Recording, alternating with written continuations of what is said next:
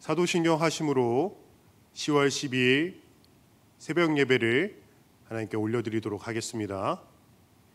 전능하사 천지를 만드신 하나님 아버지를 내가 믿사오며 그 외아들 우리 주 예수 그리스도를 믿사오니 이는 성령으로 잉태하사 동정녀 마리아에게 나시고 본디오 빌라도에게 고난을 받으사 십자가에 못 박혀 죽으시고 장사한 지 사흘 만에 죽은 자 가운데서 다시 살아나시며 하늘에 오르사 전능하신 하나님 우편에 앉아 계시다가 저리로서 산자와 죽은 자를 심판하러 오시리라. 성령을 믿사오며 거룩한 공회와 성도가 서로 교통하는 것과 죄를 사하여 주시는 것과 몸이 다시 사는 것과 영원히 사는 것을 믿사옵나이다. 아멘. 오늘 같이 살펴보실 본문 말씀은 고린도후서 12장 11절에서 15절 말씀입니다. 고린도후서 12장 11절에서 15절 말씀입니다. 제가 가진 성경으로 신약성경 299페이지입니다. 제가 읽어드리도록 하겠습니다. 내가 어리석은 자가 되었으나 너희가 억지로 시킨 것이니 나는 너희에게 칭찬을 받아야 마땅하도다. 내가 아무것도 아니나 지극히 크다는 사도들보다 조금도 부족하지 아니하니라.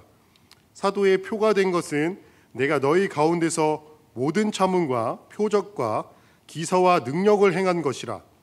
내 자신이 너희에게 폐를 끼치지 아니한 일밖에 다른 교회보다 부족하게 한 것이 무엇이 있느냐.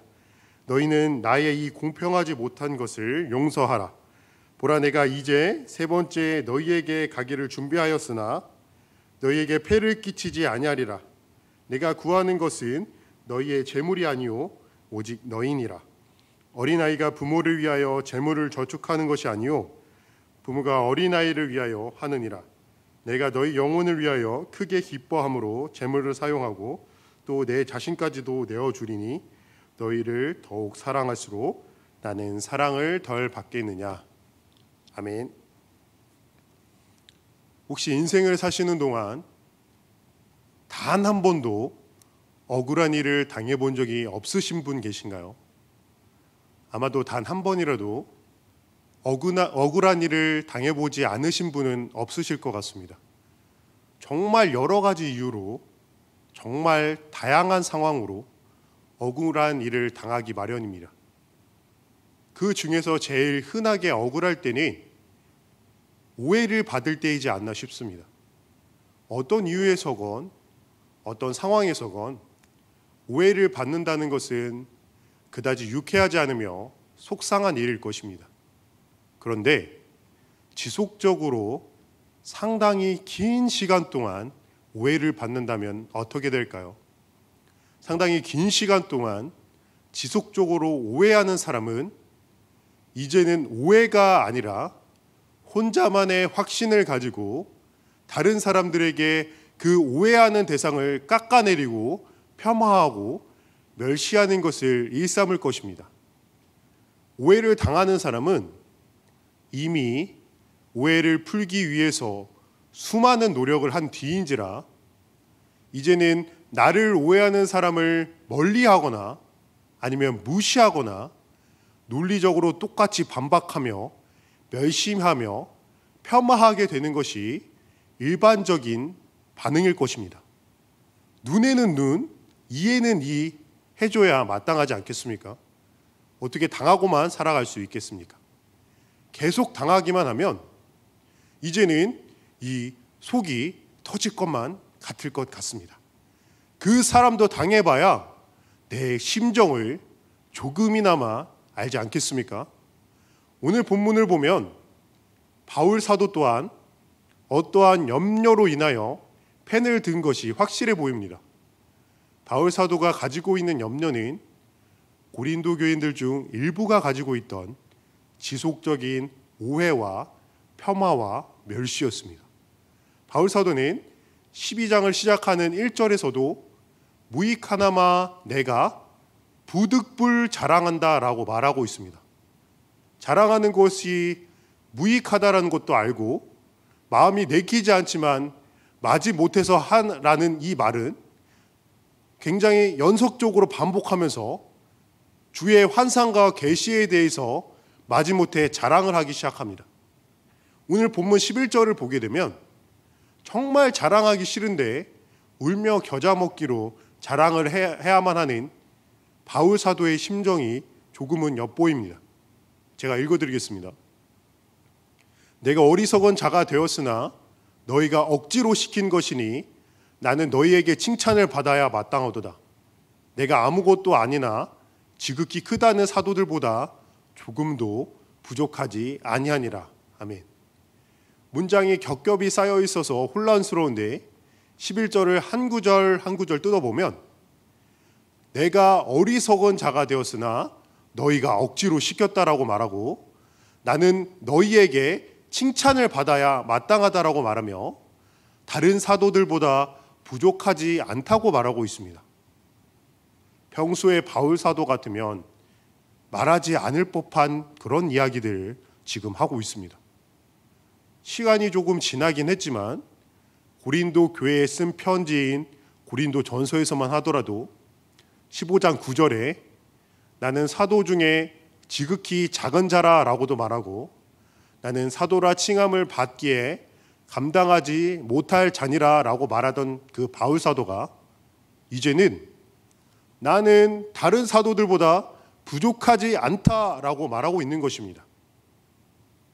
이쯤 되면 바울 사도가 얼마나 오랜 기간 동안 억울한 상황 가운데 놓여 있었는지 조금은 알 것 같습니다. 고린도 교인들 중에 일부는 계속해서 바울 사도의 재정에 대한 오해를 가지고 있었습니다. 바울 사도가 사례를 받지 않는 것에 관련해서 말입니다. 그중 바울 사도가 어떤 이들은 자격이 없으니 양심껏 사례를 받지 않는 것이며 안 받는 것이 당연하다라고 하는 부류가 있었습니다. 또 어떤 이들은 숨겨둔 뒷돈이 있는 것은 아닌가 하는 이들도 있었습니다. 이 정도 되면 그냥 바울 사도가 사례를 받는 것이 낫지 않겠나 싶기도 합니다. 그렇다면 왜 바울 사도는 이런 오해를 받으면서도 끝까지 사례를 받지 않았을까요? 이들이 말하는 것처럼 자격이 없어서가 아니라 돈 벌려고 목회한다라는 오해에 대한 염려 때문이었습니다. 그런 이유 때문에 바울 사도는 내가 죽을지언정 받지 않겠다고 강경한 태도를 보이며 본인의 신념을 지켜온 것입니다. 12절을 보게 되면 바울 사도는 사도의 표에 대해서 말하고 있습니다. 사도의 표라는 것을 쉽게 말하자면 당시 사도들은 사도로서의 티가 났다고 할 수 있습니다. 다른 사람들과는 다른 사도로서의 면모를 보여주었기 때문입니다. 바울 사도는 사도의 표를 말하며 자신이 고린도 교인들 가운데서 모든 참음과 표적과 기사와 능력을 행함을 말하고 있습니다. 계속해서 자신을 오해하며 폄하하는 이들에게 자신이 지금까지 당신들에게 어떠한 일들을 하였는지에 대해서 다시금 말하고 있는 것입니다. 평소에 바울 사도라면 내가 어떤 것들을 해왔어 하며 생색을 내는 듯한 이러한 말은 상상하기도 어려운 일일 것입니다.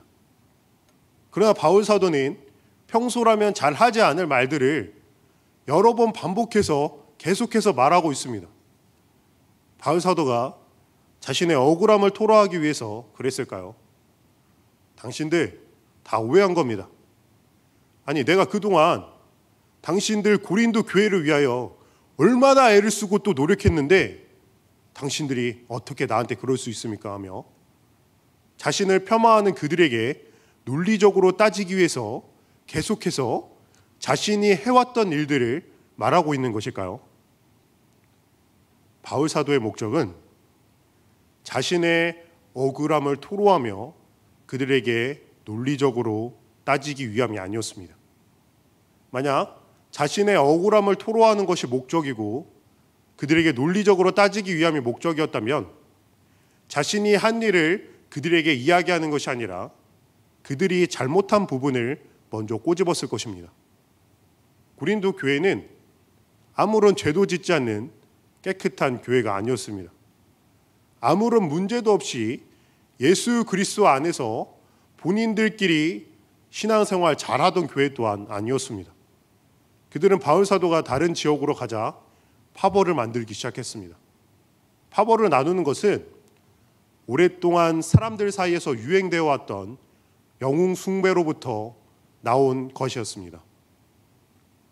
하나님을 바라보지 않고 사람을 바라보며 그렇게 나아가는 것이 우상 숭배와 아무런 다를 것이 없는 죄를 저지르고 있는 것이었습니다. 그들의 문제가 여기에서 끝이었나요? 도덕적인 문제에서도 문제가 일어나고 있었습니다.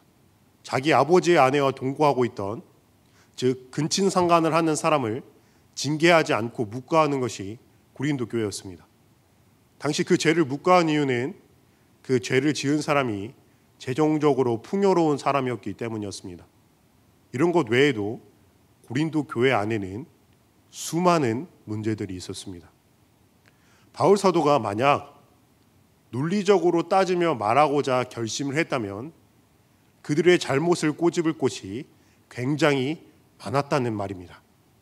그럼에도 불구하고 바울 사도는 그들의 잘못을 꼬집는 것이 아니라 자신이 했던 일들을 말하며 타이르고 있습니다. 왜냐하면 바울 사도의 목적은 너희들이 감히 나를 억울하게 해 너희도 한번 당해봐라가 아니라 끝까지 그들을 사랑함으로 그들이 깨닫기를 바라였기 때문입니다. 그것을 14절과 15절에서 말하고 있습니다. 제가 14절과 15절을 읽어드리겠습니다. 보라, 내가 이제 세 번째 너희에게 가기를 준비하였으나 너희에게 폐를 끼치지 아니하리라. 내가 구하는 것은 너희의 재물이 아니요 오직 너희니라. 어린아이가 부모를 위하여 재물을 저축하는 것이 아니요 부모가 어린 아이를 위하여 하느니라. 내가 너희 영혼을 위하여 크게 기뻐함으로 재물을 사용하고 또 내 자신까지도 내어주리니 너희를 더욱 사랑할수록 나는 사랑을 덜 받겠느냐. 아멘. 바울 사도가 구하는 것은 이들이 오해하고 있는 그런 재물을 받는 것이 아니라 오직 고린도 교회 교인들이라는 것을 다시금 말하고 있습니다. 바울 사도는 부모가 어린아이를 생각하듯 고린도 교회를 생각하고 있음을 말하고 있습니다. 더 나아가서 그들의 영혼을 위해서 자신의 재물뿐 아니라 자기 자신까지도 내어줄 것을 말하고 있습니다. 시간이 지나 바울 사도는 정말 아버지의 심정으로 이 고린도 교회를 품은 것입니다. 아버지의 마음이, 즉 내 안에 사랑이 부족할 때는 어떠한 상황 속에서 논리가 생기기 마련이고 섭섭한 마음이 들기 마련이고 따지기 마련입니다. 그러나 성령으로 아버지의 마음이 차고 넘쳤던 바울 사도는 어떠한 것도 따지지 않고 끝까지 하는 그 인내로 이들을 품었던 것입니다. 우리가 잊지 말아야 할 사실은 그것보다 더한 사랑을, 그것보다 더한 인내를 우리 예수님께서 우리에게 행하여 주셨다는 사실입니다. 십자가를 생각하면 그곳에 무슨 논리가 있겠습니까? 아무런 죄도 없는 예수님께서 죄인인 우리를 위하여 십자가에 달리신 그 사실 어디에 우리가 논리를 찾을 수 있겠습니까? 사랑하는 여러분, 서두에 말씀드렸던 것처럼 단 한 번도 억울하고 힘든 상황을 겪지 않으신 분들이 없을 것입니다. 때로는 그리스도인이라는 이유로, 더 나아가서는 교회와 가정에서조차도 우리를 억울하게 하는 상황과 특정한 무리로 인하여 힘들었던 경험이 있으실 것입니다. 그럴 때에 이웃을 사랑하며 원수조차 사랑하라는 주님의 말씀은 나에게는 전혀 해당되지 않는 말로 들려졌을 것입니다. 왜냐하면 힘들고 억울하거든요. 이렇게 계속 당하고 살다가는 복장이 터질 것 같거든요. 오늘 본문의 바울 사도가 일반적으로 느꼈을 감정이 바로 그거였을 것입니다. 그러나 바울 사도는 그런 상황에서조차도 논리를 찾지 않습니다. 또한 그들이 오해하는 것에 반박하며 그들의 잘못을 따지지도 않았습니다. 왜냐하면 성령님의 인도하심으로 예수님의 십자가의 사랑이 바울 사도 안에 가득하였기 때문이었습니다. 억울한 일 없이 살아간다면 얼마나 좋을까요? 그런데 그럴 수가 없다는 것을 저와 여러분이 더 잘 아실 것입니다. 우리가 억울한 일 가운데 있을 때 우리 안에 예수 그리스도의 십자가 사랑이 가득하였으면 좋겠습니다. 다른 이유가 아니라 내가 그리스도인이기 때문에, 내가 예수님의 그 사랑을 경험한 사람이기 때문에 억울한 상황 가운데서도 복장이 터질 것 같은 그 순간에도 예수님께서 나를 사랑하시고 품어주셨듯 나를 미워하는 그들을, 나를 억울하게 만드는 그들을 품을 수 있는 저와 여러분이 다 되시기를 진심으로 소망합니다. 기도하겠습니다. 사랑과 은혜가 충만하신 하나님 아버지, 그 은혜와 사랑에 감사합니다. 참으로 참아내기 어려운 것 중에 하나가 억울함과 오해로부터 비롯된 화이지 않나 싶습니다. 그렇게 오해를 받는 것도 힘이 든데 그것이 한 번, 두 번으로 끝나는 것이 아니라 계속 지속된다면, 해명을 했음에도 불구하고 내 말을 듣지 않는 상황이라면 인간관계에 있어서 그것만큼 마음을 어렵게 하는 일도 없을 것입니다. 때로는 그렇게 여러 무리로 인하여 거짓이 진실처럼 회자되어지고 아무런 잘못도 없는 상황에서 평화당하며 손가락질 당해야만 한다면 어찌 그런 사람들과 계속해서 관계를 할 수 있겠습니까? 그럴 때 제일 쉬운 방법은 관계를 끊는 방법일 것입니다. 그러나 바울 사도는 그렇게 하지 않았습니다. 그들을 끝까지 아버지의 마음으로 사랑하며 끝까지 품으며 그들을 바른 길로 인도하고자 부단히도 노력하였습니다. 그 이유는 다른 것이 아니라 바울 사도 안에 예수 그리스도의 사랑이 가득하였기 때문이었습니다. 오해를 당하고 억울한 일을 당하는 것은 누구에게나 일어날 수 있는 일입니다. 그렇기에 우리 또한 이러한 일들이 닥쳐왔을 때에 예수님께서 우리에게 행하셨던 어떠한 논리도 어떠한 말로도 설명할 수 없는 그 사랑을 품을 수 있도록 연약한 우리의 마음과 뜻을 주장하여 주시옵소서. 이 모든 말씀 예수님의 이름으로 감사 기도드리옵나이다. 아멘.